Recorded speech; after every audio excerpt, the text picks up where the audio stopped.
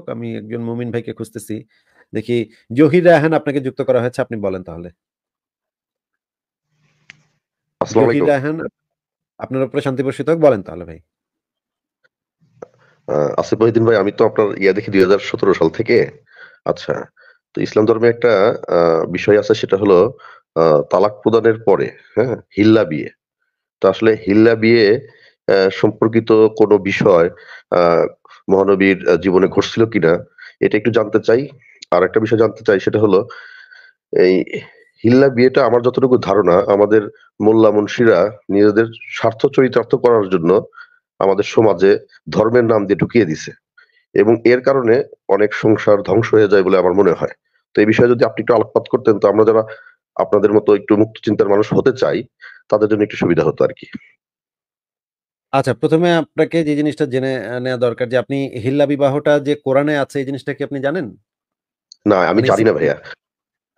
এই সিস্টেমটা মানে এই যে মানে কি করতে হবে, ঘটনাটা কি করতে হবে? একবার যদি রাগের মাথায় মনে করেন একজন স্বামী তার স্ত্রীকে তালাক দিয়ে ফেললো, তাইলে আসলে ঘটনাটা কি করতে হবে এই বিষয়ে আল্লাহ পাক কোরআনে কি বলেছে সেটা আমরা তাহলে একটু দেখে নিই। এটা হচ্ছে সূরা বাকারার ২৩০ নম্বর আয়াত।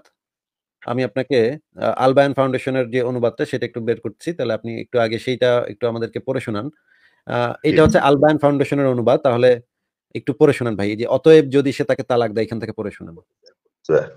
অতএব যদি সে তাকে তালাক দেয়, তাহলে সে পুরুষের জন্য হালাল হবে না, সে পুরুষের জন্য হালাল হবে না, যতক্ষণ পর্যন্ত ভিন্ন একজন স্বামী সে গ্রহণ না করে। অতঃপর সে স্বামী যদি তাকে তালাক দেয়, তাহলে তাদের উভয়ের অপরাধ হবে না যে তারা একে অপরের নিকট ফিরে আসবে।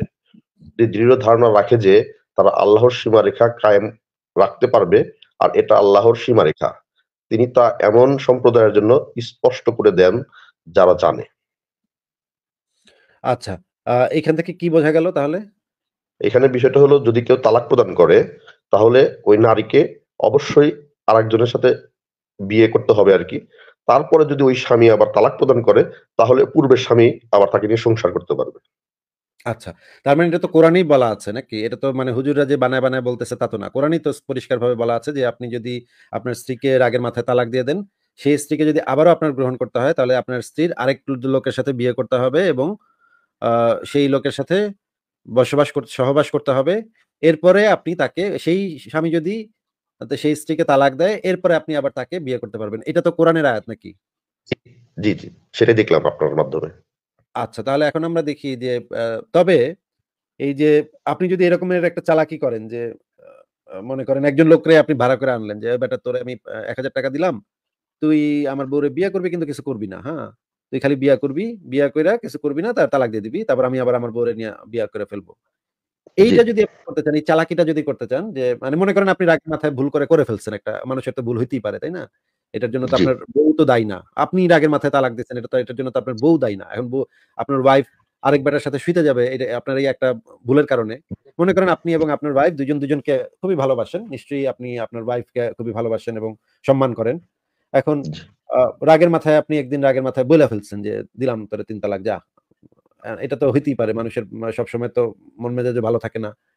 হয়তো এটা আপনার অফিসে একটা ঝামেলা এই ছিল। ঘটনাটা কিন্তু, একটু ১ মিনিট একটু এই ঘটনাটা কিন্তু আমার জীবন থেকে আপনাকে বলতেছি। ও আচ্ছা, তাই নাকি? তাইলে তো আরো মানে মারাত্মক ব্যাপার। ঠিক আছে, আমি একটা কাল্পনিক ঘটনা আপনাকে বলতেছি। আপনার জীবনের সাথে আমি আসলে করতে চাচ্ছি না। সেটা আপনার ব্যক্তিগত ব্যাপার। আমি জাস্ট একটা উদাহরণ হিসেবে বলতেছি। যে ধরেন আপনি রাগের মাথায় তালাক দিয়ে ফেলছেন, ৩ তালাক দিয়ে ফেলছেন। এখন কি একটা করার কি করার আছে? এখন আপনার হুজুর আইসা বলল যে এখন তো মানে দিতে হবে, হিল্লা করতে হবে। এই যে এই কাজটা করতে হবে। কোরআনের সূরা বাকারার ২৩০ নম্বর আয়াতে যেটা বলা আছে সেটা করতে হবে। তখন আপনি এক বেটারে খুঁজে আনলেন যে, "বেটা তোরে আমি ৳১০,০০০ দিতেছি। তুই আমার বউরে বিয়া কর। কিন্তু কিছু করিস না।" মানে এইটার জন্য তো আপনি যে আপনার ওয়াইফকে তালাক দিয়ে ফেলছেন, এটার জন্য তো আপনার ওয়াইফ কোনভাবে দায়ী না। আপনার ওয়াইফের এইজন্য আপনার কাছে আবার আসতে হইলে সে আরেক বেটার সাথে শুয়ে আসতে হবে, আরেক বেটার ঘর করে আসতে হবে। যে বেটারে সে চিনে না, জানে না। এই রকমের একটা বেটার সাথে তার রাত কাটাইতে হবে। আমি মানে এই জিনিসটা আমি ফেস করছি তো। আমার বিষয়টা হলো যে, আমি যেটা মনের ভিতরে উদয় হয়েছিল, অপরাধ করলে তো পুরুষটা করছে, তাই না? আচ্ছা। হ্যাঁ, হ্যাঁ। তো শাস্তি তো আমিও সেটাই বলতেছি ভাই। মানে আকামটা তো করছে পুরুষ। যে হচ্ছে রাগের মাথায় মানে তালাক দিচ্ছে।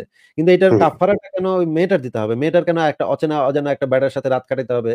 ওই হাদিসে আবার বলা আছে যে ওই মধু গ্রহণ করতে হবে। ওই স্বামীর ওই স্ত্রীর মধুটা গ্রহণ করতে, মধু গ্রহণ করা মানে হচ্ছে গিয়ে মানে মানে একসাথে সঙ্গম করতে হবে আরকি, রাতে সঙ্গম করতে হবে আরকি। একদম মানে খুব স্পষ্টভাবে বলে দেয়া আছে যে সঙ্গম করতে হবে। সঙ্গম করা ছাড়া হবে না। বুঝতে পারছেন? তো এইটা হুম, তো ভাই একটা রেপ হয়ে গেল, তাই না? একটা মেয়ের সম্মানটাও নষ্ট হইল। একটা মেয়ে একটা আরেকবারের সাথে শুইয়া আবার আপনার কাছে ফেরত আসতে হবে। এটা ভাই জি। একটা মেয়ের জন্য তো রীতিমতো অবমাননাকর, তাই না? আপনার কি মনে হয়? জি, জি, অবশ্যই, অবশ্যই 100%। মানে আপনার কাছে ফেরত আসতে হইলে আপনার ওয়াইফের আরেকবারের সাথে শুইয়া তারপর আপনার কাছে আসতে হবে। এইটা মানে আমার কাছে তো এটা খুবই মর্মান্তিক মনে হয়। মনে করেন আপনার মায়ের কথাই ধরেন, হ্যাঁ? মনে করেন আপনার বাপে মানে রাগের মাথায় দিল একটা বইলা, হ্যাঁ? হুম, এখন আপনার মায়ের কি করতে হবে? আরেকবারের সাথে এটা কি মানে আমরা তো কল্পনাও করতে পারি না যে এটা আমার মা, আমারই মা ধরেন, আমারই মা যদি এরকম ঘটনা আমার বাপ যদি রাগের মাথায় কইরা ফেলে, আমার মায়ের জি, আরেকবারের সাথে শুইয়া তারপর আবার বাপের কাছে ফেরত আসতে, আমাদের ফ্যামিলিতে আবার ফেরত আসতে হবে, বাপের ফ্যামিলিতে। এটা তো ভাই কল্পনাতীত ব্যাপার। আমরা তো মইরা যাবো।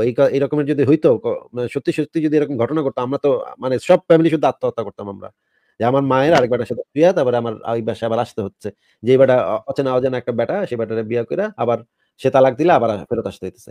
এইটা তো তো আমি আমরা আমরা করে যেটা করতাম হোল ফ্যামিলি আত্মহত্যা করতাম। এইরকম ঘটনা ঘটলে হোল ফ্যামিলি আমরা আত্মহত্যা করতাম। আমার মায়ের যদি এরকমের একটা অসম্মান হইতো, আমাদের বেঁচে হুম, থাকার আর কোনো মানে অর্থই থাকতো না। আমরা কানতে, কানতেই মরে আ যেতাম। তাই না? জি, জি, জি, জি। এটা তো মানে অত্যন্ত অবমাননাকর, অত্যন্ত অপমানজনক একজন নারীর জন্য যে মানে চিন্তা করেন যে এটা কিভাবে সম্ভব?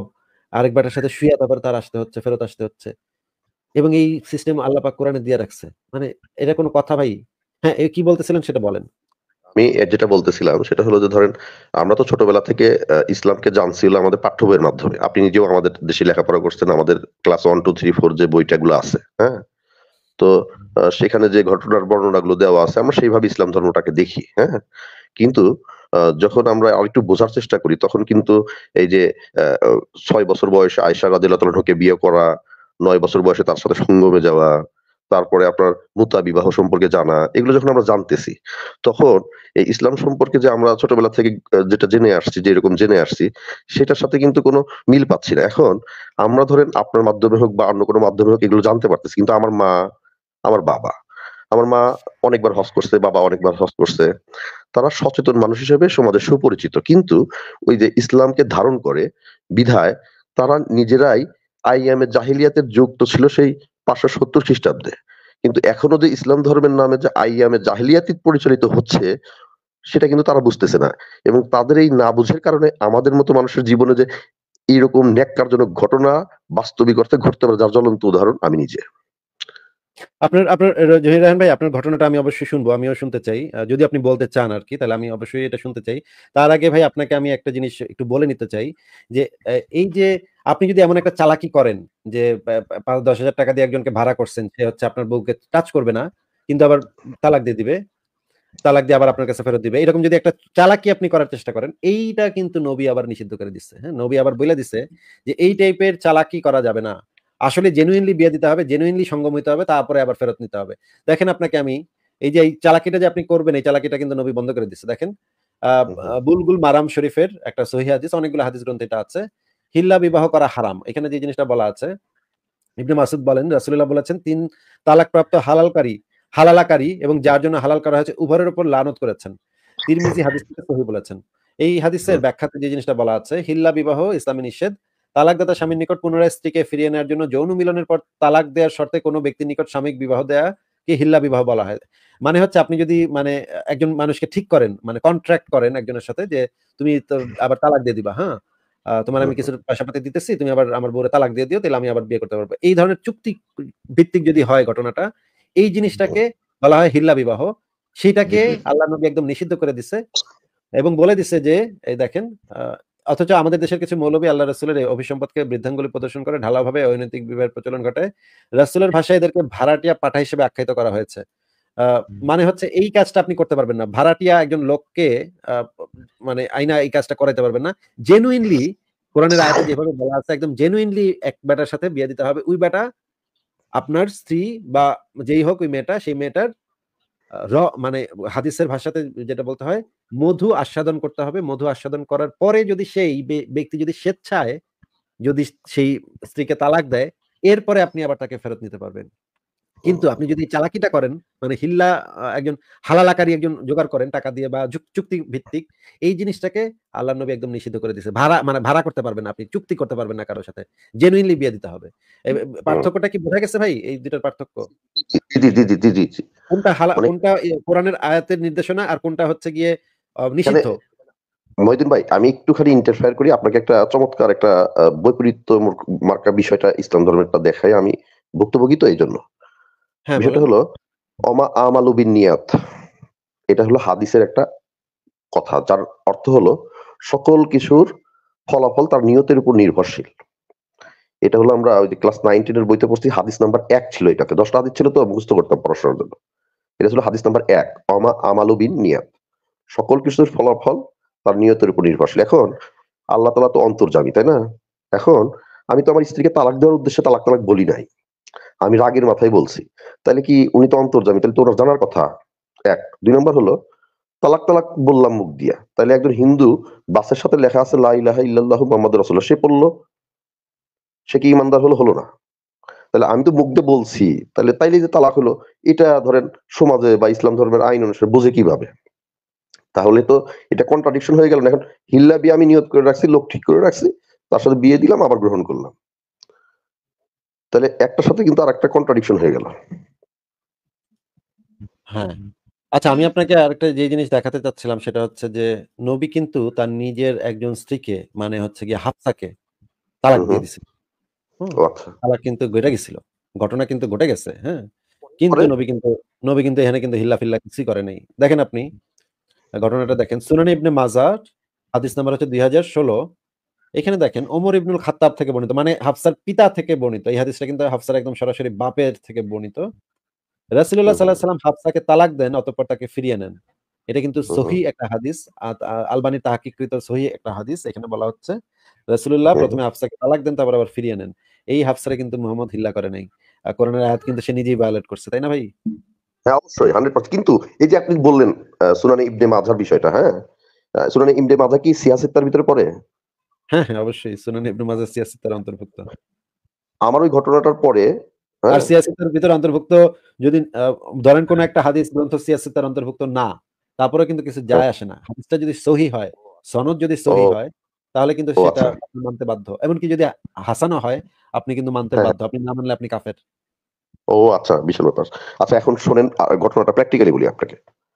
তো যখন আমার স্ত্রীর সাথে এই ঘটনাটা ঘটে, ঘটার পরে আমার মানে ঘটনাটা একটু ব্যতিক্রম। তো যাই হোক, আমার আম্মা আমাকে একটা কওমি মাদ্রাসাতে পাঠায়। যে অমুক মাদ্রাসায় যাও, ওখানে ফিকহ বিভাগ আছে, তাদের কাছ থেকে তুমি এই বিষয়ে বিস্তারিত জেনে আসো। তো আমি ওখানে যাই। যাওয়ার পরে ৩ জন দাওরায়ে হাদিস পাস করা আরকি ৩ জন হুজুর আমাকে নিয়ে বসলো। তারা বিভিন্ন জায়গার এই যে আপনার ১ম এ যেটা দিলেন সূরা ইয়ার যেটাতে লেখা আছে আরকি, সেটা দেখাইলো আমাকে। বাকিগুলা দেখাইলো। কিন্তু তারা কিন্তু সুনানে ইবনে মাজাহ যেটা আপনি কেবল দেখালেন, বিবি হাফসাকে যে উনি ডিভোর্স করে তালাক দিছিলেন, ওইটা কিন্তু তারা দেখায় নাই আমাকে। হ্যাঁ, হ্যাঁ। ওটা দেখাইলে তো সমস্যা হয়ে যাবে।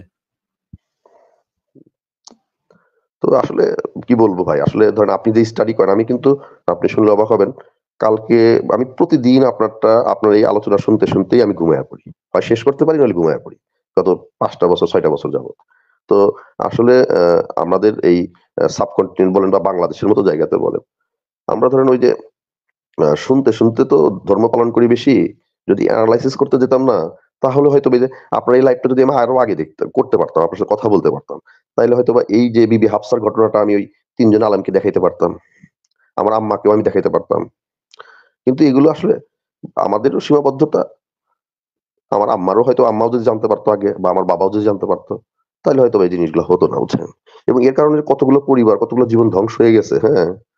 সেটা এখনো মানে ভাষায় প্রকাশ করার মতো না ভাই। আ ঠিক আছে ভাই, আপনার কথা মানে সবই শুনলাম। মানে বিষয়টা হচ্ছে যে হুজুররা তো এই মানে আ এই জিনিসগুলা নিশ্চয়ই জানে। জানে তারপরেও সেই জিনিসগুলা এভাবেই আপনাদের সামনে উপস্থাপন করে। ঠিক আছে। জহির রায়হান ভাই, আপনার কি আর কোন আলোচনা আছে? আ ভাইয়া, আমি আরেকটু বলি। সেটা হলো সেদিন আপনি মানে একটা বিষয় বললেন। আ মানে আমি আপনার সেদিনের বলতে বেশ কিছুদিন আগের একটা লাইভ দেখলাম আরকি। সেটা পরশুদিন রাত্রে। রমজান মাসের রোজা নিয়ে, হ্যাঁ? আসলে আপনি একটু চেষ্টা করবেন কি ভাই, আমরা তো আপনার লাইভের মাধ্যমে অনেক কিছু জানি। সংশয়.com এ ধরেন আ ঢোকা হয় না ঠিক তেমন। কিন্তু লাইভ গুলোতে না ওই কাঠমুনশিদের সাথে তর্ক নিয়ে সময় না কাটিয়ে, বুঝছেন ভাই? এই অজানা বিষয়গুলো কি একটু তুলে ধরার, বুঝছেন ভাইয়া? চেষ্টা করবেন যেন আমাদের মতো মানুষগুলো একটু জানতে পারে। হ্যাঁ, ঠিক তো আছে, ধন্যবাদ। সেই চেষ্টাটা করি, কিন্তু মানে একটা প্রসঙ্গ না আসলে আসলে আমি তো এভাবে বলতে পারি না। প্রসঙ্গটা আসলে সংশয়.com এ অনেক কিছু দলিল প্রমাণ দেয়া আছে। হ্যাঁ? অনেক জি, জি, কিছু জি। দলিল প্রমাণ দেয়া আছে। কিন্তু সেই সবকিছু যদি প্রসঙ্গ না আসে তাহলে তো আর আমি আগ বাড়ায় বলতে পারি না। হ্যাঁ, বাবা? বাবা কিছু বলতে চাই। আচ্ছা, বলেন। মামি বলে জি ভাইয়া, নয়ন ধন্যবাদ আপনাকে। আচ্ছা। ঠিক আছে, জহির রায়হান ভাই ভালো থাকেন তাহলে।